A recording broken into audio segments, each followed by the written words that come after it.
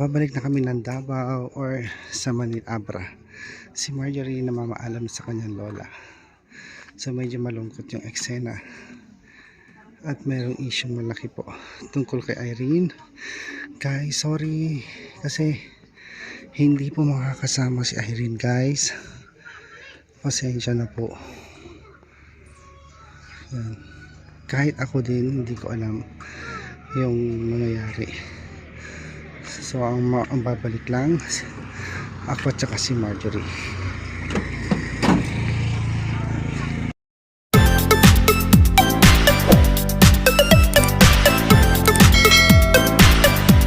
Ako napaniwala ni Sir Paul.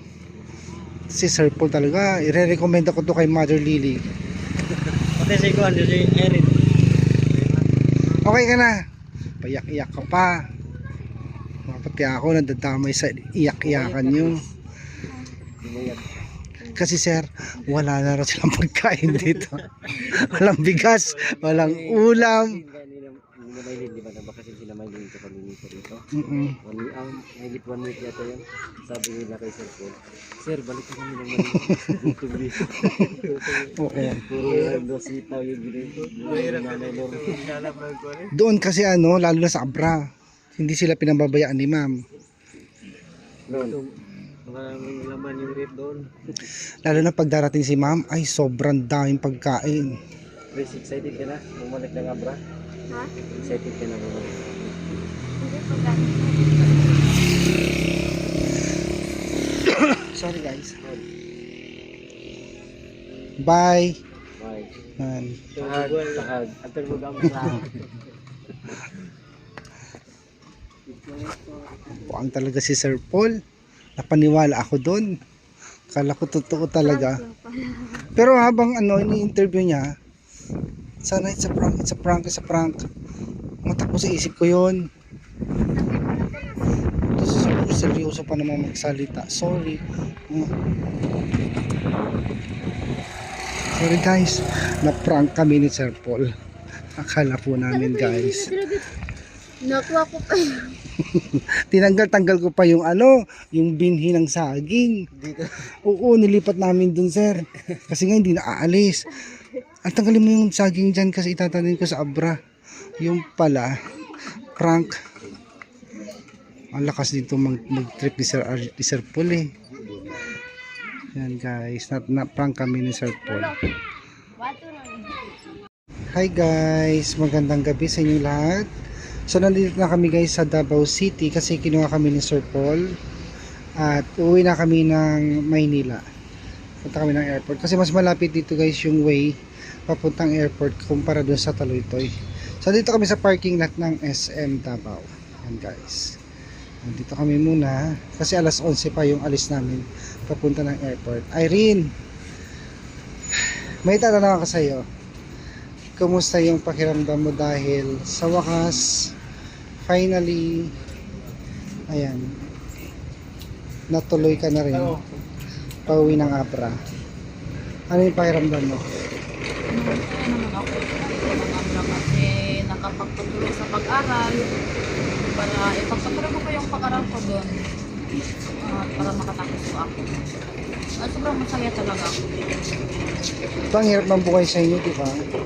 So kailangan pagsikapan mo mag-aral, makatapos. Ganon din sa iyo, Marjorie. Di ba ang hirap ng buhay, halos wala kayong makain sa isang araw. Kaya Mahirap talaga. kaya makatapos kayo. Huwag niyo sayangin yung mga binibigay na tulong sa inyo ni Ma'am PB Love. Mabalik tayo doon sa prank ni Sir Paul kanina. Pati ako kinabahan.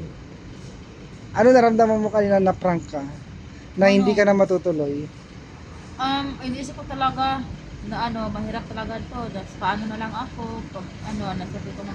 Sabi ko sa isipan ko, wala naman ako magawa na tinanggal na niyo ako at hindi na niyo ako paaralin sa Abra.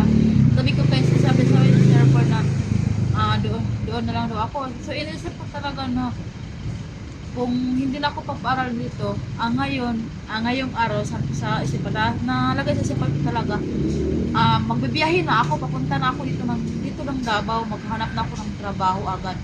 sabi ko sa ano ko isipan ko tapos gusto kong iiyak pero pinaano ko lang. Pinipigilan ko talaga kanina. Napansin ko din, Pinipigilan talaga. oo, napansin ko din kanina, maluhalo ka na eh.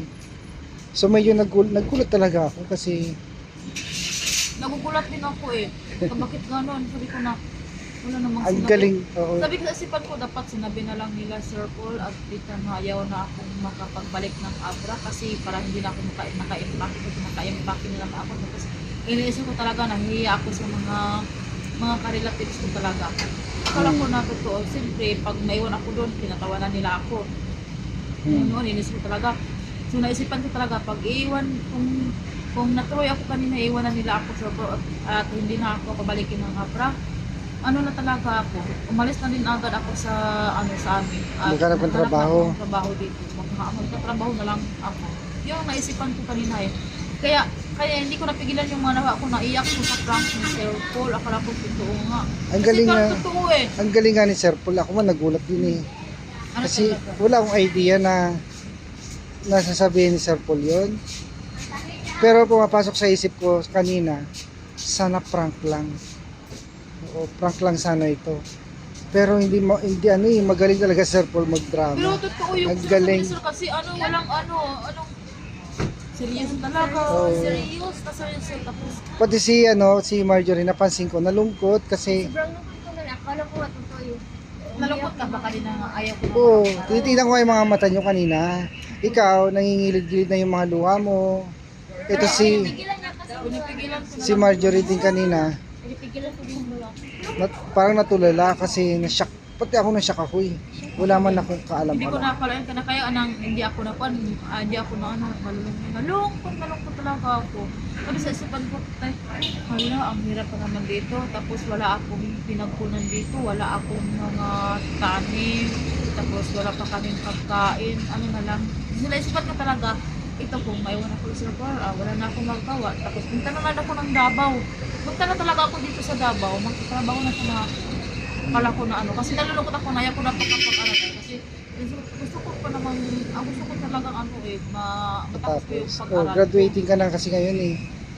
Tapos, nabigla na lang kanina na ako. Hanggang ngayon parang naano pa ako After-shock ka pa. naano pa ako, na-shock pa ako. Sa totoo lang, kaya parang naano ako, parang maano yung mga katawan ko. Kaya po na pa talaga ako sa prank. Naiyak ako kanina sa prank ni Sir Paul. Nung binawi ni Sir Paul na it's a prank, Naano ako. anong pakiramdam mo? Ano na ako, Umiyak ka na talaga. Naiyak na ako talaga. Naiyak na talaga ako kasi akala ko totoo. Kaya nagsabi ako doon, akala ko totoo na ayaw nyo na ako paaralin. Gusto ko pa namang mag-aral. Kaya naiyak ako kasi pinaprank pala nila ako. Noon ako natatawa na ako. Kasi siyempre, di ba, naka-impact ako, pinakuha nila Sir Paul yung damit ko sa Marita. Oo. Ni Marjorie, tapos kinuha mo yung Akala namin similya talaga ng, totoo. similya ng saging. Mm. Nalulungkot talaga ako ng sobrang. Kaya, natapos doon, pinaprank nila pala ako. Tapos doon ako, medyo na ako, na masaya ako. Kasi akala ko totoo talaga na hindi na ako papalikin ng Abra. Diba? Kasi wala naman sinasabi si tita na diba? Sabi ko na Ang galing nga ni Sir Paul eh. galing niya mo. Ako naniwala din ako, pero sabi ko sa isip-isipan ko kanina, sana prank lang. Prank lang sana, pero ang galing niya. Silang dalawa ni Mag-ili, walang nanahimik pa naman sila seryoso. Paglabas ko nga, tinanong ko si Sir Peter Paul, Sir, hindi ba prank yun? Hindi sumasagot sa akin. Tapos ang tagal, maya tinawanan niya ako, prank lang yun. Sabi niya, ay, kala ko totoo. Kala ko din totoo. Eh si Marjorie, humagulhol na to sa labas kanina eh. Nakita ko eh, umiyak sa labas to eh. Sino? Siya, kasi akala niya, siya na lang yung uuwi. Isa, oo. Naiyak kanina. Parang ako na naisip. Lungkot pa man ako. Kasi sanay naman din si Marjorie sa akin. Noon pa na ako sa kanya. Kaya siyempre nalulungkot din si Marjorie sa akin. Siyempre naka-impake na tayo, naka-ready na tayo. Tapos, Tapos bigla ka iiwan. Gugulat ka Bigla talaga. lang akong naiwan. Tapos ganun lang yung naano Tapos ko. si Teren, shock na shock talaga sa Teren. Hindi nga siya makasagot eh. Hindi ko makasagot sa tanong ni Sir Paul. Hindi ako nakasagot talaga. Naano nga talaga ako. Hmm. Kaya ngayon sobrang masaya naman ako kasi kapalik ako ng Abraham. Salamat talaga ako sa ng Panginoon kasi patuloy ko yung pag-aral ko. Nagpapasalamat din ako kay Tita Pipi Love at saka kay Sir Paul kasi kahit na may ano pero pinapag-aral Hindi ko kanila sila. pinapayaan. No? Simulat sa Paul. Talagang tinuloy-tuloy talaga nila yung pagtulong sa iyo. Yung bait ng mga PB team. Ng PB Mabait Lab. si Sir Paul at saka si Tita. Babae. Kaya hindi hanggang ngayon hindi namin sasayangan yung opportunity na binigay Oo. niya sa amin. At Kaya, si Sir Paul po. As hindi mga man- PB team. hindi man mataas yung grades mo, basta kailangan wag naman bagsak. Sige Hindi naman namin in-expect na maging mataas ang grades mo. Basta gawin mo lang lahat, makapasa ka lang. Kaya, Yun. ano lang, Kasi alam naman namin, hindi mo pinagdaan elementary, hindi ako nakapag hindi mo pinagdaanan ng grade school. Bigla kang mag-jump sa grade 11, 12. Bigla lang ako napunta ng grade 11. Diba? Ilang mga subject na wala sa akin. Hindi ko natutunan. Kaya malaking ano talaga sa yun. Kaya ngayon, binigyan ka ng chance ni Ma'am Pipi Love, Sir Paul. Huwag mo sayangin, Irene. Oo, mag-aral naman ako. Oo. Mag-aral na ako ng Magpapakabay ka na, makinig ka sa mga payo sa'yo. Ikaw din, Marjorie. Graduating ka na rin. Ayun tawag ito, moving up ka na eh. Sabay kayo mag-graduate. Kami dalawa Pero Teren na. ni Erna, maiwan na kayo ni Erna doon sa high school. Kasi si Irene, pagkatapos ito, college na rin siya. maiwan sila. Nakapalis na. Anong pinaplano mo nga pala pag nag-college ka? Anong gusto mong kurso? Ano na lang, hindi naman ako matatanggap sa naging police kasi 30 na ako eh. Gusto ko talaga yan. Gusto ko naman yung police pero hindi ko naman. Pero doon na lang ako sa social or Social worker. social. Pero doon ako mag-final pag mag-college na ako kung anong gusto ko or sinubukan ko talaga mag-nursing, gano'n. Mahirap ang nursing, Badiday nga, hirap na hirap eh. Oo, pero nakita ko talaga si Badiday. Kasi Badiday Nahihirapan porsigido. din. Oo, pinahirapan siya pero porsigido siya. Gusto Pero, niyang sige, matapos. Pero okay naman kay Badiday kasi nakapag-aral naman siya ng tuloy-tuloy hanggang kinder yan. Walang ano yan, Walang stop. walang stop yan. Na kapag Malaking- kaya na yung mag-aral ng nursing. Gusto ko naman din yung mga nursing. Pero gusto ko din yung police, pero kaso lang yung edad ko talaga. Oo, Iwan ko kung 30. matatanggap pa ako. Sabi Mahirap. nila 34 daw pataas, matanggap ka ng police. Kasi may edad ka na eh. Kasi ang retirement ng police yata 45.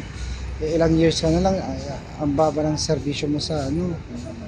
Kailangan mahaba ang serbisyo mo, baka bitin. So yan. Kaya hindi na pwede. Pero- Ano na lang ako ng ibang course. Doon sa ibang kurso na lang. Social works, maganda rin yung social works. Parang hindi ko bet yung social. Ikaw kung anong gusto mo, kung ano yung nasa puso mo, yun ang sundin mo. Hindi porkat sinasabi namin, itong kunin mo, itong kunin mo. Kung ayaw naman Pero ng kung puso mo. choice na lang, yun na lang.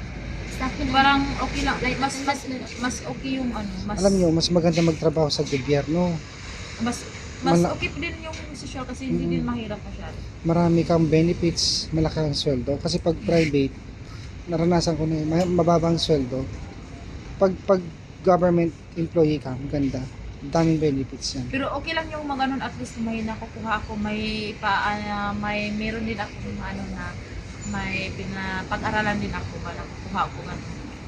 Kaysa wala, di ba? Sige. Kaya mo yan. Hindi ko na nakakalain bakit ay grade 7 na pala ako. Mag-graduate ng grade pala ako. Ano kayang feelings pag mag-graduate ng grade 4? Malung saya. sa naranasan ko, Naranasan mo ba? nung nag-graduate ako ng high school, Ano ba naranasan? masaya siya. Kasi, iniisip ko lagi, dati, makahanap na akong trabaho ko. Malungkot din kasi, maghihiwa-hiwalay na kayo magbabarkada. Ay, ganun talaga. Yung mga barkada mo, naging close mo, magkakahiwa-hiwalay na kayo. Yun yung malungkot. Pero, isipin mo na lang, yung Pero kinabukasan mo. kaya to eh, nag-chat na chat yung mga classmate ko.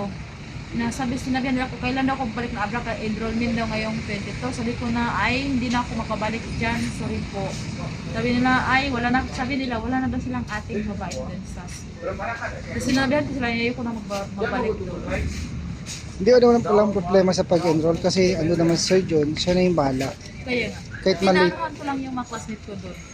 Na ayaw ko na makabalik doon. na-prank mo din. Na-prank ko din sila. Pero hindi ko pa sinasabi ng gano'n. Nag-chat lang ako doon sa GC na ayaw ko na mabalik dyan at hindi na ako papaaral nila dyan. Sinabi ko din sa kanila. Pero, Prank tapos din. naiyak din sa yung mga classmate ko. Naiyak. Siyempre naging close mo na rin yun, ano? Lalong na si Anjing at saka yun si Bangbang yung bakla. Si Mabait Kumaring, din sa akin eh. si Kumaring Irene kasi guys, friendly yan. Oo, kahit mga bata, nagiging kaibigan niya. So, Mabait talaga sila. Kaya na-prank ko din sila ngayon. so hanggang dito na lang guys kasi maghahanda na kami at maraming salamat po ulit sa pagsubaybay sa aming channel at huwag niyo kakalimutan i-like and share ang PB Love channel po. Maring Irene Marjorie, Bye. paalam na tayo sa ating mga babayan. Thank you guys. Paalam na po. Bye-bye. Paalam na po. Bye-bye.